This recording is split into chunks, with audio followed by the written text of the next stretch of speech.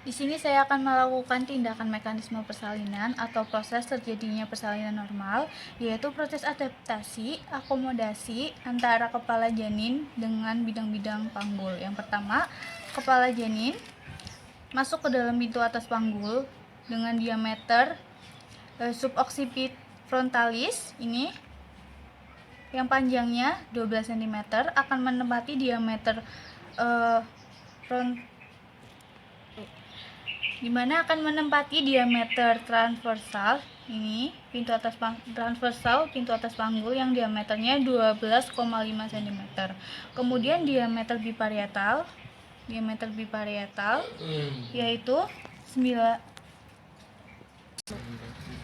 Kemudian diameter biparietal ada biparietal sinistra dan dekstra yang panjangnya 9,5 cm akan menempati anteroposterior dari pintu atas panggul yang panjangnya 11 cm. Kemudian kepala masuk pintu atas panggul. Kepala akan masuk pintu atas panggul bisa dalam 3 posisi. Posisi yang pertama adalah posisi symphytismus, yaitu posisi antara sutura sagittaris akan tegak lurus di antara promontorium dan symphysis pubis, atau kepala masuk dalam posisi asymphytismus anterior, di mana kepala masuk ke dalam pintu atas panggul dalam posisi sutura sagittaris ini akan mendekati symphysis pubis seperti ini. Berarti akan mendekati symphysis pubis, atau bisa juga dalam posisi asymphytismus anterior, di mana kepala akan mendekati posterior. Jadi seperti ini, miring ke dalam. Lalu kita ambil posisi symphytismus, di mana sutura tegak lurus di antara promontorium dan symphysis pubis.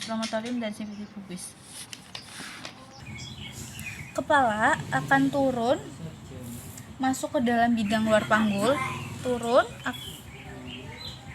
kemudian kepala akan melakukan gerakan fleksi, di mana dagu akan mendekati dada seperti ini, dagu mendekati dada.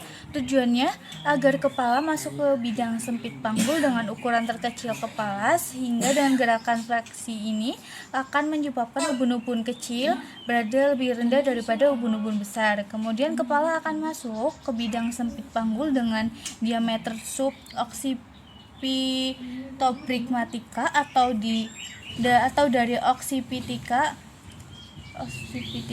dari puncak kepala yang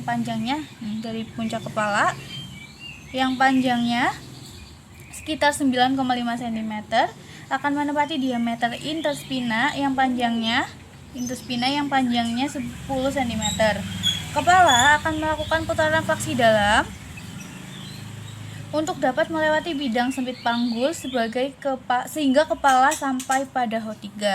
Setelah melakukan putaran fleksi dalam dan kepala sampai pada H3, akan terjadi posisi di mana ubun-ubun kecil berada di bawah symphysis pubis. Jadi di bawah symphysis pubis. Sehingga hiplomocterior atau sebagai titik penunjuk.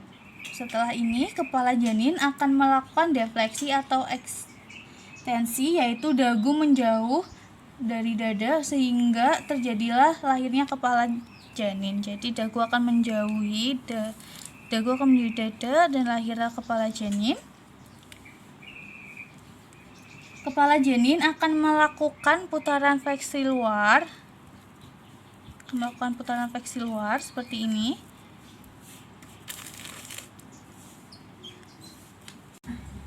Kepala janin akan melakukan putaran fleksi luar, yaitu menyesuaikan dari punggung janin. Saat masuk punggung sebelah kanan, maka dia akan menyesuaikan sehingga dengan putaran fleksi luar, kepala janin akan berhadapan dengan tuberixia dicrum sepihak ini.